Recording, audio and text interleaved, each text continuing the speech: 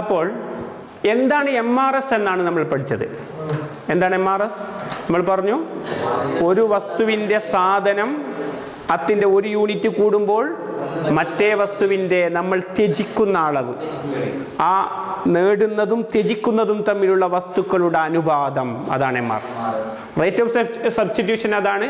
അതിൽ marginal rate of substitution ഏറ്റവും അവസാനത്തെ അളവിലുണ്ടായ റേറ്റ് ഓഫ് സബ്സ്റ്റിറ്റ്യൂഷൻ ആണ്. ക്ലിയർ ആണല്ലോ? ഈ റേറ്റ് ഓഫ് സബ്സ്റ്റിറ്റ്യൂഷൻ നോക്കിയാൽ ഒരു കാര്യം നിങ്ങൾക്ക് മനസ്സിലാകും.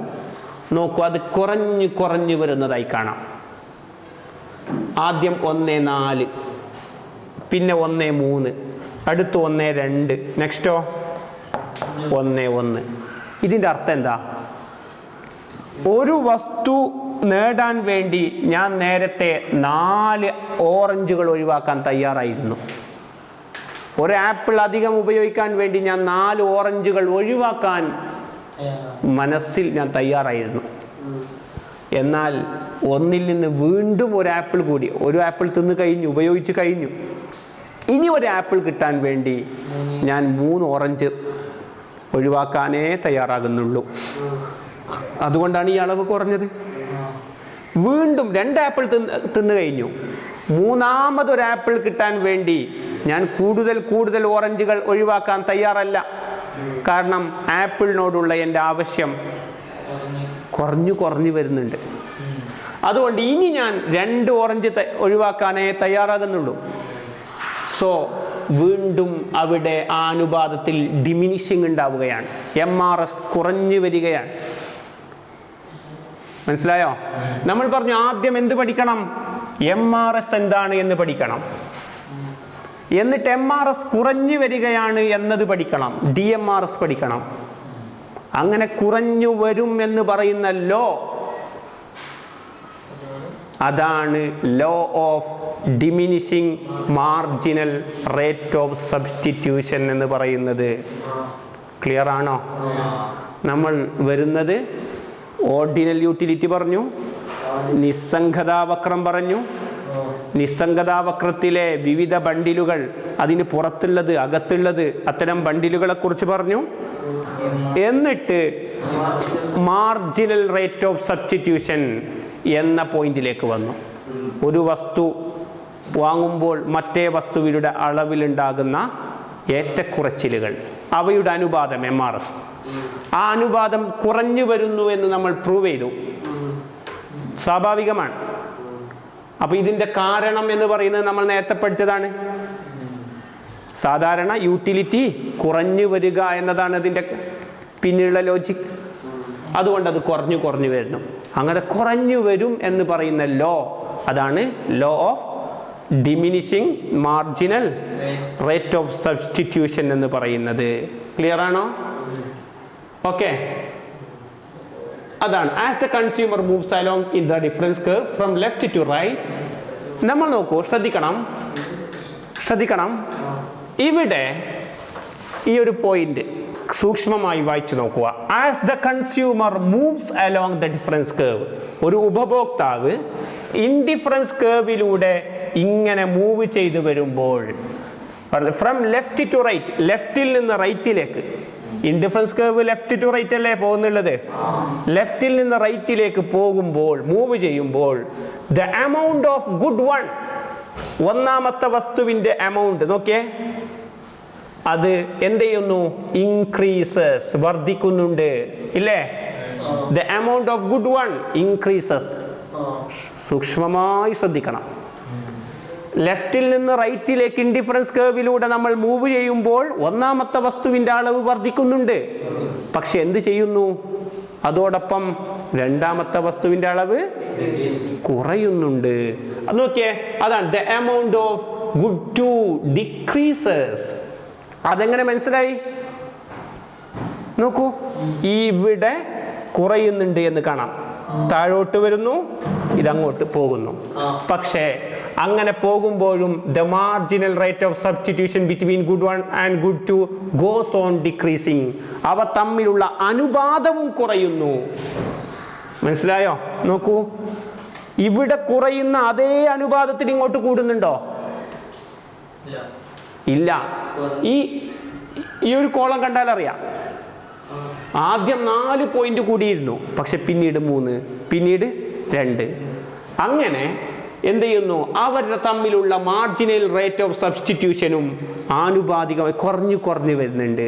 അങ്ങനെ കുറയുന്നു എന്ന് തെളിയിക്കുന്ന this is known as diminishing marginal rate of substitution. മനസ്സിലായോ? ക്ലിയർ ആണോ? അപ്പോൾ അത് തെളിയിക്കുന്ന ഒരു ടേബിൾ കൂടി നമ്മുടെ പാഠഭാഗത്ത് കൊടുത്തിട്ടുണ്ട്. അതാണ് ഇവിടെ കാണുന്ന ഗ്രാഫ്. ഓക്കെ, ക്ലിയർ ആണോ? ഇനി ഇൻഡിഫറൻസ് കേർവിൻ്റെ shape of an indifference curve. Indifference കേർവിൻ്റെ ഷേപ്പിനെ കുറിച്ച് 2 കാര്യങ്ങൾ മനസ്സിലാക്കാനുണ്ട്. Indifference curve as usually convex to the origin. എപ്പോഴും ഒറിജിൻ എന്ന് പറയുന്നത് ഇതാണ്, മൂലത്തിനോട് ഉന്മധ്യമായിരിക്കും, അഥവാ ഇതിനോട്ട് പുറന്താങ്ങി നിൽക്കുന്ന. മനസ്സിലായോ? ഇതിനോട് എപ്പോഴും ഈ ഒരു ഇൻഡിഫറൻസ് കർവ് ഈ ഒരു രൂപത്തിലായിരിക്കും ഉണ്ടാവുക. ക്ലിയർ ആണോ? അതാണ് അടുത്ത heading. Shape of indifference curves are usually convex to the origin because of the law of diminishing marginal rate of substitution. അതിന്റെ കാരണം എന്ത് എന്ന് ചോദിച്ചാൽ ഈ ഒരു ലോ ആണ് കാരണം എന്ന് പറയാം. കാരണം ആ ലോ, അങ്ങനെ ഒരു നിയമം ഉള്ളത് കൊണ്ട് സ്വാഭാവികമായും ഇതിങ്ങനെ വരൂ. മനസ്സിലായോ? അങ്ങനെ ഒരു നിയമമുള്ളത് കൊണ്ട് മെല്ലെ മെല്ലെ ഇതിങ്ങനെ താഴോട്ട് വരും. കാരണം അനുപാതം വെച്ച് അങ്ങനെ വരാനാണ് സാധ്യത. അങ്ങനെയാണ്. ഇവിടെ 1, മനസ്സിലായോ? ഇവിടെ 11, അപ്പോൾ അത് കഴിഞ്ഞ് ഇവിടെ 2, ഇവിടെ 7. ഈ പോയിന്റുകളെ ബന്ധിപ്പിക്കും ഇതിങ്ങനെ മാത്രമേ വരൂ. അതുകൊണ്ട് ഇൻഡിഫറൻസ് കേർവിൻ്റെ ഷേപ്പ് എന്താണ്? ഒറിജിനോട് കോൺവെക്സ് ആയിരിക്കും. Convex to the origin. അതിന്റെ കാരണം because of the law of diminishing margin rate of substitution. But in the case of perfect substitute goods ഒരു കാര്യം കൂടി ഇവിടെ ശ്രദ്ധിക്കാനുണ്ട്. പെർഫെക്റ്റ് സബ്സ്റ്റിറ്റ്യൂട്ട് ഗുഡ് ആണെങ്കിൽ, ഒരു പുതിയ കേസാണ് കേട്ടോ പറയുന്നത്, അഥവാ ഈ 2 സാധനങ്ങളെ കുറിച്ചാണ് നമ്മൾ ചർച്ച ചെയ്യുന്നത്. പൂർണ്ണ പ്രതിസ്ഥാപന വസ്തുക്കൾ എന്ന് പറയുന്ന ഒരു 2 തരം വസ്തുക്കൾ എക്കണോമിക്സിൽ നമ്മൾ പൊതുവെ പറയാറുണ്ട്. അഥവാ പൂർണ്ണ പ്രതിസ്ഥാപന വസ്തുക്കൾക്ക് ഉദാഹരണം പറയാം. നമുക്ക് ഒരു 5 രൂപയുടെ കോയിനും 5 രൂപയുടെ നോട്ടും നമുക്ക് ലഭ്യമാണ് അല്ലേ? 5 രൂപയുടെ കോയിൻ, 5 രൂപയുടെ ഒരു നോട്ട്, രണ്ടിനും ഒരേ മൂല്യമല്ലേ മാർക്കറ്റിലുള്ളത് അല്ലേ? ശ്രദ്ധിക്കണം. 5 രൂപയുടെ കോയിൻ, ശ്രദ്ധിക്കുക, 5 രൂപയുടെ കോയിനും 5 രൂപയുടെ നോട്ടും. ഇവിടെ ശ്രദ്ധിക്കുന്നുണ്ടോ? 5 രൂപയുടെ കോയിൻ, 5 രൂപയുടെ നോട്ട്. എനിക്ക് എൻ്റെ കയ്യിൽ 5 രൂപയുടെ കോയിനെ ഞാൻ എക്സ് എന്നും നോട്ടിനെ വൈ എന്നും വിളിക്കുന്നു. എൻ്റെ കയ്യിൽ ഒരു കോയിൻ ഉണ്ട്. ഇനി 10 നോട്ടുണ്ട്. മനസ്സിലായോ? ഇതൊരു ബണ്ടിലാണ്. അതേസമയം ഇനി നമ്മൾ 2 കോയിൻ കളക്ട് ചെയ്യാൻ തയ്യാറാണെങ്കിൽ ഇവിടെ 1 വിട്ടുകൊടുക്കാനേ തയ്യാറാവുള്ളൂ. എങ്കിലല്ലേ നഷ്ടമില്ലാതിരിക്കും. ഈ യൂട്ടിലിറ്റി എന്നത് സാധാരണ പൂർണ്ണ പ്രതിസ്ഥാപന വസ്തുക്കൾക്ക് ബാധകമല്ല എന്ന് പറയാൻ വേണ്ടിയിട്ടാണ് ഞാൻ ശ്രമിക്കുന്നത്. അഥവാ 5 രൂപയുടെ കോയിനായാലും നോട്ടായാലും തുല്യ വാല്യൂ ആണുള്ളത്. അത് ഉപയോഗിക്കുമ്പോൾ എന്താണ്, അത് രണ്ടും പൂർണ്ണമായും പ്രതിസ്ഥാപനം, അതായാലും ഇതായാലും ഒരേ വാല്യൂ ആണ്. അതുകൊണ്ട് നോക്കൂ, ഇവിടെ ഞാൻ 1 യൂണിറ്റ് കൂട്ടാൻ തയ്യാറാകുന്നുണ്ടെങ്കിൽ ഇവിടെ 8 മാത്രമേ കിട്ടുള്ളൂ അല്ലേ? നേരത്തെ ഓറഞ്ചും ആപ്പിളും പോലെയായിരുന്നോ? അല്ല. ഇവിടെ എനിക്ക് 4 കോയിൻ കിട്ടണമെങ്കിൽ ഇവിടെ, അഥവാ ടോട്ടൽ 11, ഇവിടെയും ടോട്ടൽ 11. കണ്ടോ? ഇതിനെ നമ്മളൊരു ഗ്രാഫിലേക്ക് വരക്കുന്നുണ്ട് എന്ന് കരുതുക. നോക്കൂ, നിങ്ങളുടെ പാഠഭാഗത്ത് ഗ്രാഫ് 2.2 കണ്ടോ? ഈ ഒരു ടേബിൾ തൊട്ട് മുകളിൽ കൊടുത്ത ടേബിളിനെ എന്ത് ചെയ്തു? ഒരു ഗ്രാഫിലേക്ക് മാറ്റി. 10, 10, 1 കണ്ടോ? അവിടെ ഒരു പോയിന്റ് വരച്ചു. ശ്രദ്ധിക്കുന്നുണ്ടോ? അടുത്ത പോയിന്റ് ഏതാ? 9, 2 അല്ലേ? അതെങ്ങനെ വരക്കാം? ഈ രൂപത്തിൽ വരക്കാം. ശ്രദ്ധിക്കുന്നുണ്ടോ? 9, 2. അടുത്തതോ 8, 3. അപ്പോ കണ്ടോ? ഈ പോയിന്റുകളെ നമ്മൾ വരച്ചാൽ ഇതൊരു നേർരേഖയായിട്ടായിരിക്കും ലഭിക്കുക. മനസ്സിലായോ? എന്തുകൊണ്ട് നേർരേഖയായി ലഭിച്ചു എന്ന് ചോദിച്ചാൽ പ്രതിസ്ഥാപന വസ്തുക്കളിൽ ഈ ഒരു രൂപത്തിൽ MRS ഡിമിനിഷ് ചെയ്യുന്നില്ല എന്ന് കാണാം. മനസ്സിലാകുന്നുണ്ടോ? പൂർണ്ണ പ്രതിസ്ഥാപന വസ്തുക്കളിൽ MRS ഡിമിനിഷ് ചെയ്യുന്നില്ല എന്ന് കാണാം. ക്ലിയർ ആണോ? അപ്പോൾ എന്താണ് MRS? MRS എന്ന നിയമം ബാധകമാകുന്നത് പൂർണ്ണ പ്രതിസ്ഥാപന വസ്തുക്കളിൽ. ഒരേ മൂല്യമുള്ള 2 വസ്തുക്കളിൽ അത് സംഭവിക്കൂല. ഒരേ മൂല്യം എന്നല്ല, അഥവാ ഇതിന് പൂർണ്ണമായും അങ്ങോട്ടും ഇങ്ങോട്ടും മാറ്റാൻ പറ്റുന്ന വസ്തു, 5 രൂപയുടെ കോയിനും 5 രൂപയുടെ നോട്ടും, അവിടെ MRS ബാധകമല്ല എന്ന് കാണാം. ക്ലിയർ ആണോ? അപ്പോൾ എന്താണ് shape of and indifference curve കൊണ്ട് ഉദ്ദേശിക്കുന്നത് എന്നാണ് നമ്മൾ അവിടെ പറഞ്ഞത്. ക്ലിയർ ആണല്ലോ? ഇനി അവിടെ പഠിക്കാനുള്ള ഒരു ടേമാണ് മോണോട്ടോണിക് പ്രിഫറൻസ് എന്ന് പറയും. അഥവാ നമ്മൾ പറഞ്ഞു നേരത്തെ ഇൻഡിഫറൻസ് കേർവിൽ പറഞ്ഞത് തുല്യ സംതൃപ്തി നൽകുന്ന 2 ബണ്ടിലാണ്. അതേസമയം ഒരു ബണ്ടിലിൽ കുറച്ചധികമുണ്ട് എന്ന് കരുതുക. ഒരു ബണ്ടിലിൽ കുറച്ചധികം ആപ്പിൾ ഉണ്ട് എന്ന് കരുതുക. എങ്കിൽ സ്വാഭാവികമായും ഒരു മനുഷ്യൻ തിരഞ്ഞെടുക്കുന്ന ഏതായിരിക്കും? കൂടുതലുള്ളതായിരിക്കും. അഥവാ ബണ്ടിൽ എല്ലാം സമാനമായ കുറേ ബണ്ടിലുകൾ വെച്ചു, ഒന്നിൽ മാത്രം കുറച്ചധികമുണ്ട് എങ്കിൽ ഒരു മനുഷ്യൻ മോണോട്ടോണിക്കായി, ഏകദാനമായി, ഒരു നിലക്കും സംശയിക്കാതെ പ്രിഫറൻസ് ചെയ്യുന്നത് എന്തിനെയായിരിക്കും? കൂടുതൽ ഉള്ള ബണ്ടിലിനെ ആയിരിക്കും. മനസ്സിലായോ? അപ്പോൾ മോണോട്ടോണിക് പ്രിഫറൻസ് എന്ന് പറഞ്ഞാൽ എന്താണ്? 2 ബണ്ടിലുകളിൽ വെച്ച് നോക്കൂ, consumers preference are said to be monotonic preference if between any 2 bundles the consumer prefers the bundle which has more of at least one of the goods. ചുരുങ്ങിയത് ഒരു വസ്തുവെങ്കിലും അതിൽ അധികമുണ്ടെങ്കിൽ, ആ ബണ്ടിലിൽ ഒരു പോയിന്റെങ്കിലും അധികമുണ്ടെങ്കിൽ ഒരാൾ തിരഞ്ഞെടുക്കുന്നത് അധികമുള്ളതിനായിരിക്കും, മുൻഗണന കൊടുക്കുന്നത് അധികമുള്ളതിനായിരിക്കും. അങ്ങനെ അധികമുള്ള ബണ്ടിലിനെ സെലക്ട് ചെയ്യുന്നതിനെ മോണോട്ടോണിക് പ്രിഫറൻസ് എന്ന് പറയുന്നു. ക്ലിയർ ആണോ? നിസ്സംഗതയിലാകുന്നില്ല. നിസ്സംഗതയിലാകുന്നത് എപ്പോഴാ? 2 തുല്യ ബണ്ടിലുകളാകുമ്പോൾ. ഇവിടെ തുല്യതയില്ല, ഒന്നിൽ കുറച്ചധികമുണ്ട്. അതുകൊണ്ട് ഹി ചൂസ് ദ ബണ്ടിൽ. ഏത് ബണ്ടിൽ? അറ്റ്ലീസ്റ്റ് ഒന്നെങ്കിലും കുറച്ച് കൂടുതലുണ്ട്. മനസ്സിലായോ? അതാണ് മോണോട്ടോണിക് പ്രിഫറൻസ് എന്ന് പറയുന്നത്. ഇനി ഇൻഡിഫറൻസ് മാപ്പ് എന്നൊരു ഭാഗമാണ് പഠിക്കേണ്ടത്. ഇൻഡിഫറൻസ് മാപ്പ് എന്ന് പറഞ്ഞാൽ ഒരേ ഗ്രാഫിൽ ഒന്നിലധികം ഇൻഡിഫറൻസ് കേർവുകൾ IC1, IC2, IC3 കണ്ടോ? ഒരേ ഗ്രാഫിൽ a collection of indifference curves is known as indifference map. എന്താണ് ഇൻഡിഫറൻസ് മാപ്പ് എന്ന് പറഞ്ഞാൽ? നിസ്സംഗതാ വക്രങ്ങളുടെ സമാഹാരം, കൂട്ടങ്ങൾ. ഒരു ഇൻഡിഫറൻസ് കേർവ് അല്ല ഇവിടെ ഉള്ളത്, പിന്നെയോ ഇൻഡിഫറൻസ് കേർവുകളുടെ കൂട്ടങ്ങളെ ഒരേ ഗ്രാഫിൽ കൊണ്ടുവന്നാൽ അതെന്താകും? നിസ്സംഗത ഭൂപടം എന്ന് പറയാം, ഇൻഡിഫറൻസ് മാപ്പ് എന്ന് പറയാം. മനസ്സിലാകുന്നുണ്ടോ?